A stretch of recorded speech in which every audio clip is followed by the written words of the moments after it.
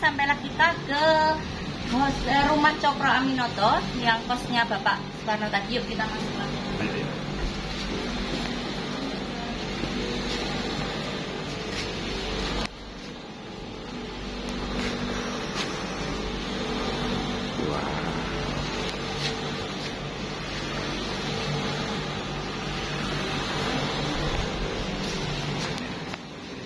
Oke, tutup. Iya.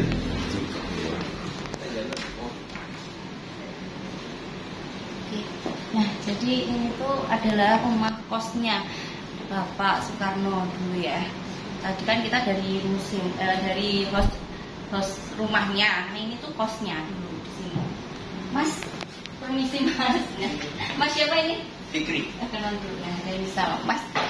Bisa ini enggak sih sejarahkan ini tuh seperti apa rumah ini ya. Oh, jadi gini, rumah ini dulu dibeli Pak Cokro Aminoto ketika beliau berpindah dari kediamannya dari daerah Madiun Ponorogo kemudian menuju ke sini. Nah, selama di sini beliau selain tinggal bersama dengan istrinya dan juga 5 orang anaknya, beliau juga buka kosan yang ada di atas ini nanti. Nah, di mana penghuni kosnya sendiri bukan sembarang orang. Orang-orang yang kos sini pada akhirnya nanti akan jadi tokoh besar bangsa seperti Pak Karno, kemudian ada Muso Alimin Semaun dan juga Kartosuwiryo. Oh iya, betul. Nah, ini ada ruangan-ruangan apa aja sih Mas? Untuk ruangannya sendiri di sini ada ruangan tentang menjelaskan sejarahnya pada umumnya. Jadi ada bagaimana Pak Cokro secara umum di sini. Lalu ini ada tentang pergerakan Sarekat Islam yang dimana satu ada organisasi yang dimana Pak Cokro. Lalu makin ke sebelah sana ada tentang foto para penghuni kosnya. Para penghuni kosnya. Ayo kita ke sana ya. Ini ya Mas ya. Ini adalah ruangan Sarekat Islam. Jadi pada saat itu Sarekat Islam dipimpin oleh Pak Cokro. Itu awalnya didirikan oleh Haji Saman Budi. Lalu Pak Cokro diajak gabung. Dan pengaruhnya Pak Cokro lebih besar daripada Pak Saman Budi. Sehingga beliau menjadi pemimpinnya Sarekat Islam. Kemudian pada masa kepemimpinan beliau, Sarekat Islam makin berkembang, makin banyak anggotanya. Iya betul. Ini foto-foto zaman dulu ya Mas ya? Ya, ini ada foto bagaimana mereka berkongres. Sangat luar biasa pada zamannya, mengingat mereka nggak punya teknologi WhatsApp maupun Telegram. Nggak punya grup Facebook yang bisa mengumpulkan hampir 2.500.000 orang. Lah iya, banyak ya. Ini ya. Ini yang ya, jadi teman-teman yang dibilang tadi bukan orang biasa yang keluar dari kos ini ya. Ini ada sebelah sini foto-fotonya. Ini musuh Semaun, Alimin, dan Kartosuwiryo, di mana 4 tokoh ini dalam sejarahnya mungkin dianggap sebagai pemberontak karena Kartosuwiryo terlalu berfokus pada keislamannya, lalu kemudian 3 orang ini Alimin, Mus, dan Semaun lebih berfokus pada sisi komunismenya. Dan yang di tengah-tengah alias nasionalisme adalah Soekarno. Seperti ini. Ya, ini foto Bung Karno. Di mana Soekarno ngkos di sini tuh juga ada alasannya, yakni pada awalnya beliau memang dipasrahkan oleh ayahnya Bapak Sugandi untuk ngekos di sini, mengingat Pak Soekarno sendiri dulu sekolahnya di HBS yang kalau sekarang setara dengan SMP SMA, dan letaknya tidak jauh dari sini, yakni ada di belakang Monumen Tugu Pahlawan, tepatnya di kantor kos Sukoharjo. Iya. Nah ini ya tempatnya. Ini yang dibuat syuting film berarti benar-benar real di sini ya Mas ya? Untuk syuting film itu sendiri di tempat lain, namun untuk setting tempatnya sama, menginspirasi dari sini. Oh iya. Syuting filmnya Pak Cokro itu Guru Bangsa itu. Iya. Nah kalau ini apa ini Mas? Ini adalah pakaiannya Pak Karno dulu. Bagaimana ada dua hal ya. Ini yang pertama ada perwujudan orang Eropa, juga perwujudan orang pribumi alias Jawa. Nah, bisa kita ketahui dari adanya penggunaan jari atau bawahannya dan juga penggunaan belangkon yang menunjukkan bahwa dia adalah orang pribumi, terutama orang Jawa. Nah, kemudian ada juga penggunaan jas dan juga penggunaan dasi kupu-kupu yang menandakan bahwa dia orang Eropa. Nah, di mana makna dari penggunaan pakaian ini adalah sebagai wujud kesetaraan, bahwa meskipun dia orang pribumi, namun dia setara dengan orang-orang Eropa. Oh iya betul. Ya, kita ke sebelah sini ya. Ke sini. Kalau ini bajunya Pak Cokro. Di mana Pak Cokro sendiri menggunakan perpaduan pakaian antara Yogyakarta dan juga Jawa Timur. Saya lihat dari penggunaan bajunya, beskapnya ini merupakan beskapnya orang Surabaya. Lalu kemudian untuk bawahannya jarinya ini adalah menggunakan batiknya orang-orang Jogja. Dan maka beliau memang sengaja menggunakannya sebagai bentuk perpaduan antara Jawa Tengah, antara Jawa Timur dan juga Yogyakarta. Nah, betul. Nah, terus ini adalah kamarnya Pak Cokro di Ibu Suhasidin. Ini masih real apa sudah diganti, Mas? Apa masih asli? Masih asli zaman dulu apa sudah diganti? Oke, kalau hal tersebut sudah diganti. Jadi semua koleksi di museum ini adalah replika. Oh, replika. Namun untuk bangunnya sendiri memang asli masih kayak gini. Namun untuk berbagai perabotannya, kemudian bahkan kasur ini pun juga replika. Dimana kalau di filmnya Cokro Aminoto sendiri, di kasur ini adalah tempat meninggalnya Ibu Suharsikin, di mana memang beliau meninggal dan karena penyakit tipes pada saat itu. Penyakit tipes ya. Ini meja-mejanya juga memang ini ada.